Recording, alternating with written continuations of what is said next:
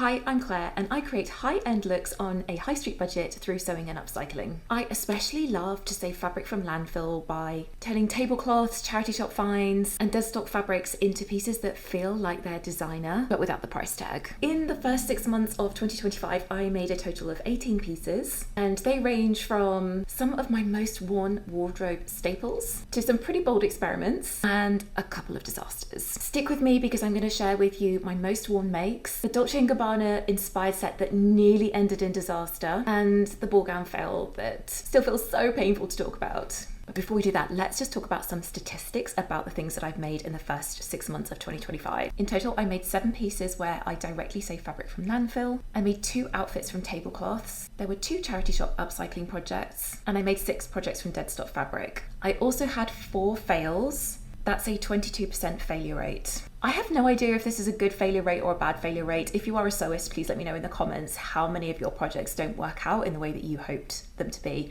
I've been sewing for 4 years now.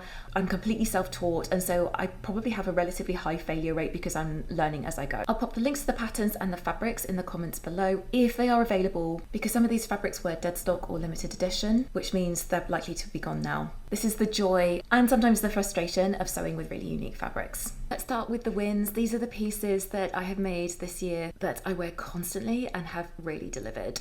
I have the pieces to show you here, but I'll also attach some B-roll footage and some photos so you can see the garment in a little bit more detail than I can show on the camera. So first up, we have the Rosamond blouse by Madswick Patterns. I made this in a really beautiful, I think Japanese cotton from Hey Sew Sister.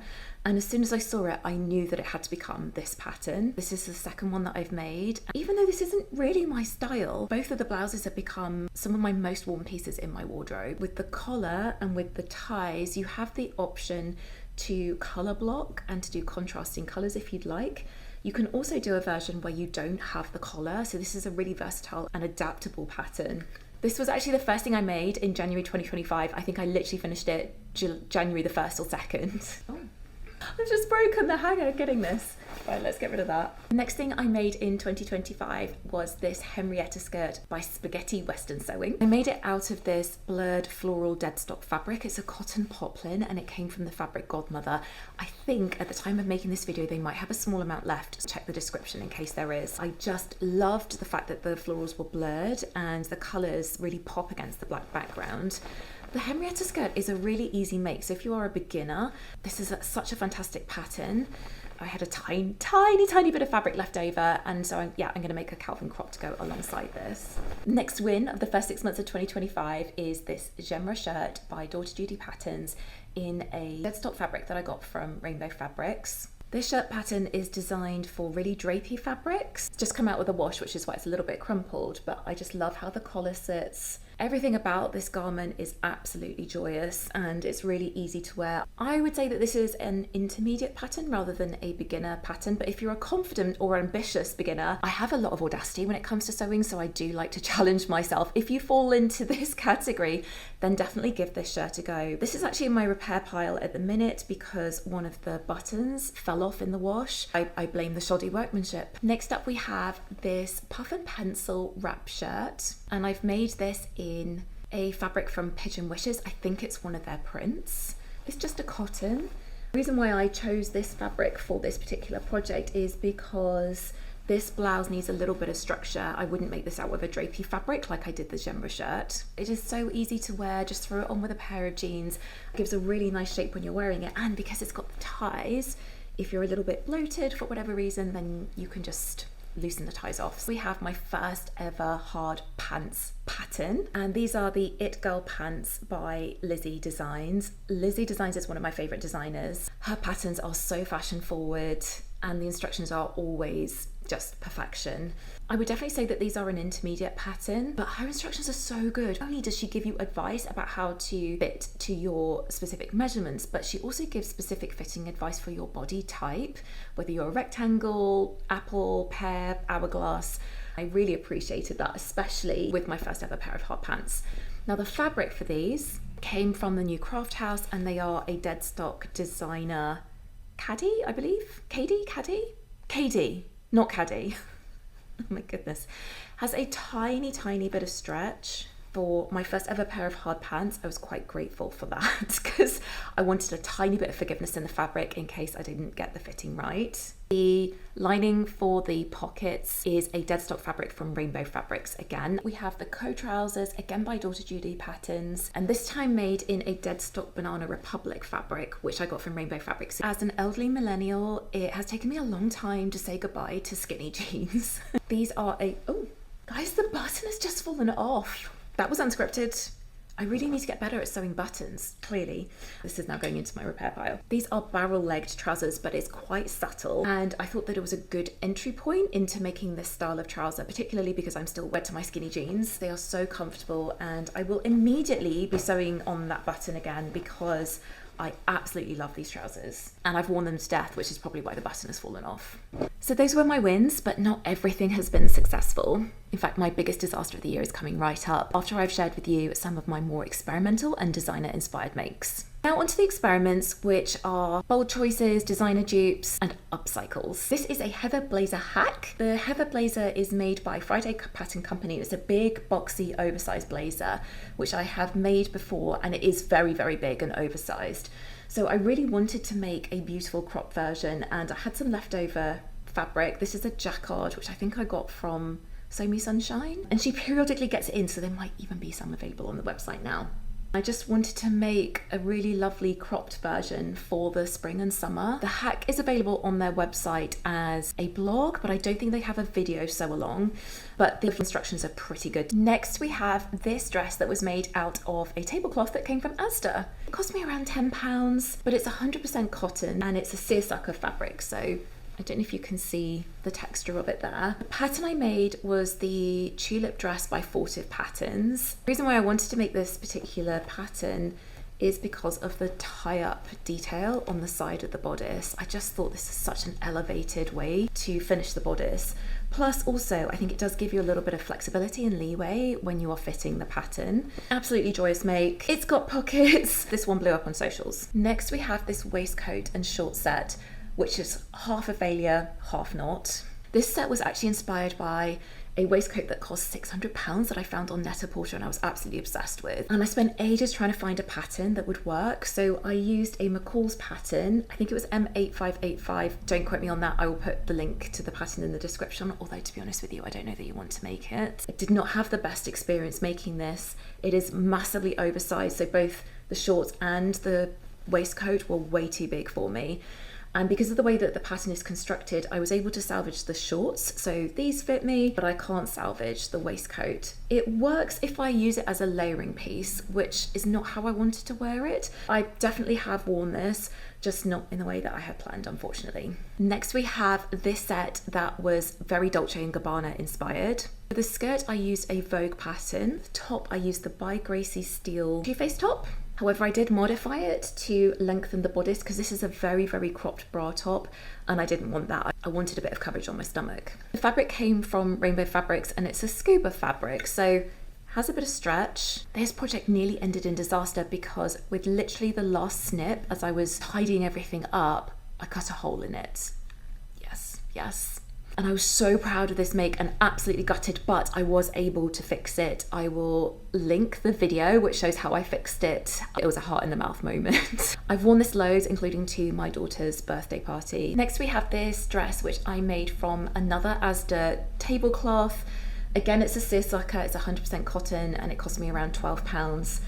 I loved the stripes and I really wanted to play with having the stripes intersect and to create a chevron style design with this particular make. So the pattern I used was the Bywood dress pattern by Stitch Witch Patterns, who again is one of my favorite designers.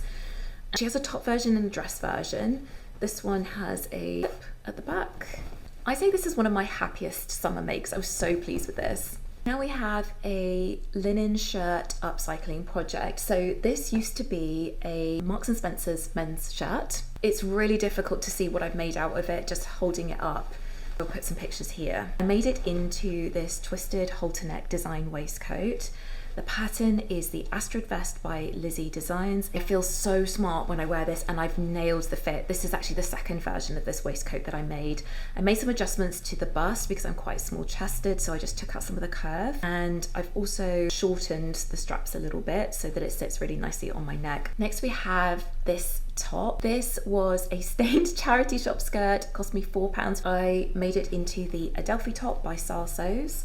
This is basically a wearable toile because I'd like to make this top in a more expensive fabric. So far I have shared all of the things that I have loved and worn, but now let's talk about the fails. These projects kind of broke my heart. So one of them was that green waistcoat top. I can't fix in terms of fixing the actual garment, but I can wear as a layering piece. I'm going to save the proper heartbreaker for last, which is the ball gown fail. So this is the Laura dress by True Buyers, and I made it out of this absolutely stunning fabric by Narissa Pratt, aka The Edit. This fabric I was desperate to get my hands on because she's now closed the business. I've had my eye on this fabric for so long, I just had to get some before it was lost forever. I knew exactly what I wanted to make with it, and so I got sewing, was really happy with it. But the problem is that it is just too baggy on the bust. I've played with various ways of trying to fix this, and the trouble is there's just too much volume at the front, and I no longer have volume in my chest because I breastfed both of my babies. So the workaround is I added cups on the inside. The cups are not in the right place, however. So I hand sewed them in, but I don't know if you can see, they are just not sitting at the bottom correctly, and so when I'm wearing it, it's sticking out at a weird angle. It's not right, but this is a relatively easy fix. I just need to put the pads in a different place. This is a lovely dress, and I would really love to feel confident wearing it. The other fail that I had with the leftover pink fabric, I tried to hack a puff and pencil top into like a Scandi inspired tie waistcoat, but the proportions are all wrong. I couldn't find it this morning, so I'll just link a couple of pictures, but yeah, that was a very sad make, and I don't know how to fix that. I'm probably going to take that apart and just use the fabric as scraps for pocket linings and things like that. And now we move on to the saddest fail. At the start of this year, we went to black tie ball in Mayfair for my husband's work, and I really wanted to make a ball gown for it. Never made a ball gown before, and I had in my head this idea of a caped gown. I literally thought of nothing else for about 2 or 3 months. I found a pattern that would work, it was a Vogue pattern, put together multiple toiles, getting the fit right, really taking my time. I had 2 problems ultimately with it. The fabric that I picked for it was too heavy and bulky, and just the way that the pattern was constructed, I then couldn't fix the issue with the fabric being too heavy. So this is what it looks like now because I've taken the cape off. I'm just going to stand back here. The biggest problem was that this fabric is very heavy. When I came to try it on, having put the cape on, I had multiple layers of fabric intersecting at the neck here. There were welts on my neck from wearing it for 5 minutes, and I couldn't reduce the bulk in that. I tried pressing, I tried grading, just because there were too many layers of fabric intersecting, and because the fabric I chose was quite heavy. So it was just unwearable. There's no way I could have worn it for an entire evening and enjoyed wearing it. Also, I'm not sure if I picked the right colour. This would have looked very bridal. My plan actually was to do some embroidery or to add some jewellery to make it look kind of Grecian inspired. Thinking about it, I'm not 100% sold on the vision anymore either. I ended up wearing a ready-to-wear dress on that particular night at that ball. This dress caused me so much stress.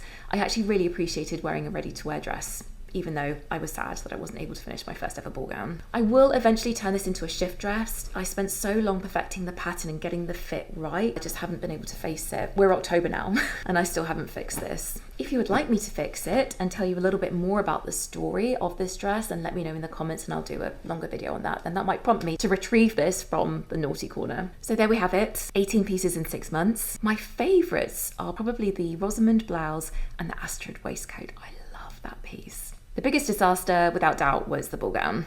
I have to say the pieces that I love the most are the ones that I have made from deadstock fabric or upcycling projects. They feel unique, sustainable, they really feel like me. I will leave links in the description to the patterns, the fabrics, where I can and where they are still available. So now I would like to know which of these 18 makes is your favourite. And if you're new here, hit that subscribe button. I share upcycles, designer dupes. The reason why I sew is because I love to create DIY high-end looks on a high street budget. So if this is a little bit of you, then hit that subscribe button. Thank you so much for watching and happy sewing.